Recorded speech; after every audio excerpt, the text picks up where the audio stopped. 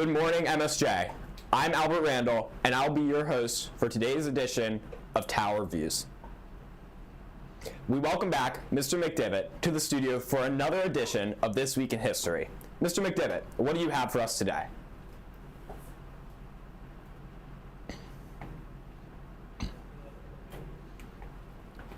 Thank you, Albert, and good morning, Mount St. Joe. This week we take a look back at May 11th through the 18th.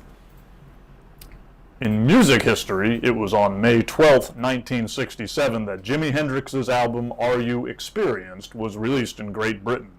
The North American version of the album added a few songs, ended up classics like Purple Haze, Hey Joe, and The Wind Cries Mary, and changed the cover art to the widely recognized classic Psychedelia that influenced its time. The landmark album is recognized by the Smithsonian and the National Recording Registry as being one of the 50, quote, most culturally, historically, and aesthetically significant records ever, and is credited with demolishing previous boundaries of rock and, quote, altering the syntax of music itself. If you come to a fork in the road, take it. Nobody goes there anymore. It's too crowded. Recognize the source of these quotes? Happy birthday today, May 12th. It was back in 1925, 101 years ago, that Yogi Berra, the great Hall of Fame Yankees catcher, manager, and coach, was born. Famous, of course, for his quotable aphorisms. No soup for you. It's a Festivus for the rest of us. On May 14th, 1998, the last episode of Seinfeld aired. The, quote, show about nothing is credited with many classic lines, some of which have seeped into common use in the English language. Think close talker or yada yada yada. And finally, ba-da-ba-ba-ba.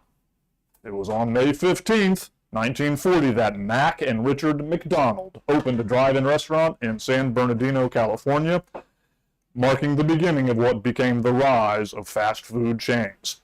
And dining out in America has not been the same since.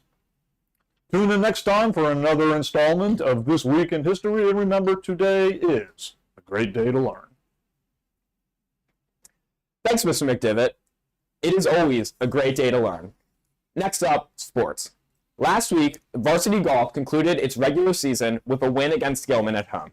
Leading scorers for the team were Carter Perkins, Vince Spence, and Drew Viola. The varsity golf team's next competition is the MIAA Individual Championship on Monday, May 18th. Varsity baseball defeated Calvert Hall last week, earning the regular season title.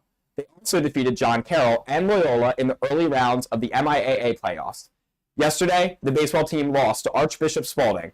However, they now travel to the Joe Cannon Stadium to take on the Cavs, needing to win the next two games to win the MIAA championship.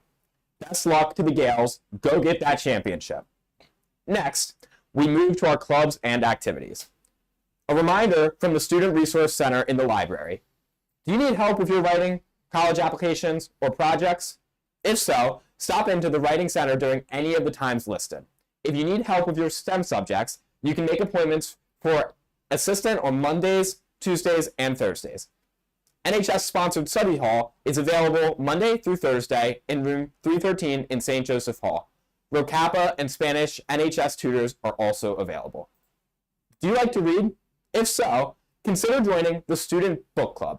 If you're interested, contact Ms. Shaw or student Isaac Schnepp. The fourth quarter chess tournament is tomorrow. There will be food and prizes awarded to the top competitors. You must register for the tournament in Google Classroom, so if you are interested, you can see Miss Wickman in the library. St. Joe is still looking for juniors interested in attending the seminary tour. The day features a tour of Mount St. Mary's Seminary in Baltimore, along with lunch with the seminarians. If you are interested or have questions, please see Mr. Bonham in campus ministry. Now it's over to Grayson for a look at what's up next. Thanks, Albert. Here's a look at what's up next. Campus ministry continues to offer daily events for faith and fellowship.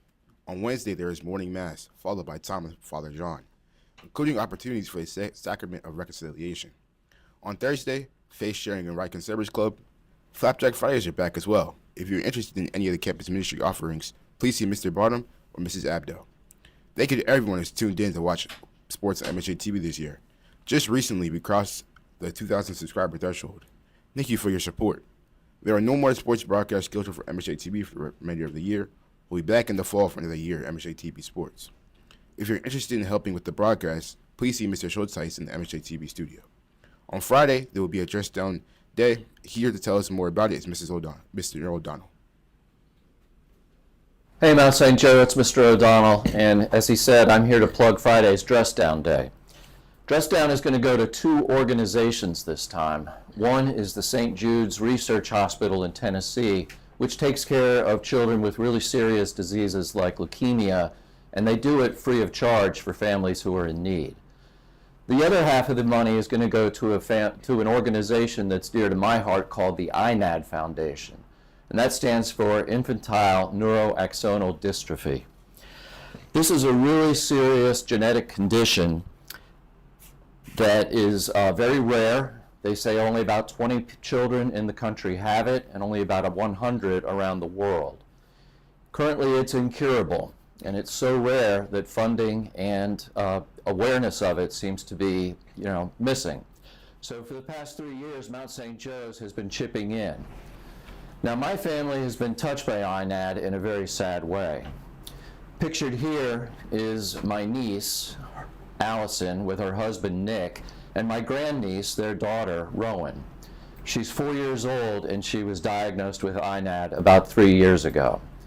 Initially, her development was normal, but over time, she began to lose the loss of her speech abilities and her mobility. Doctors say it's kind of like having Alzheimer's and Parkinson's disease at a very young age. And as you can see from the picture, she's basically a rag doll at this stage. The average age of life expectancy for a child with INAD is only about 9 years. So the money this week is going to a really good cause, 2 good causes, St. Jude's and INAD.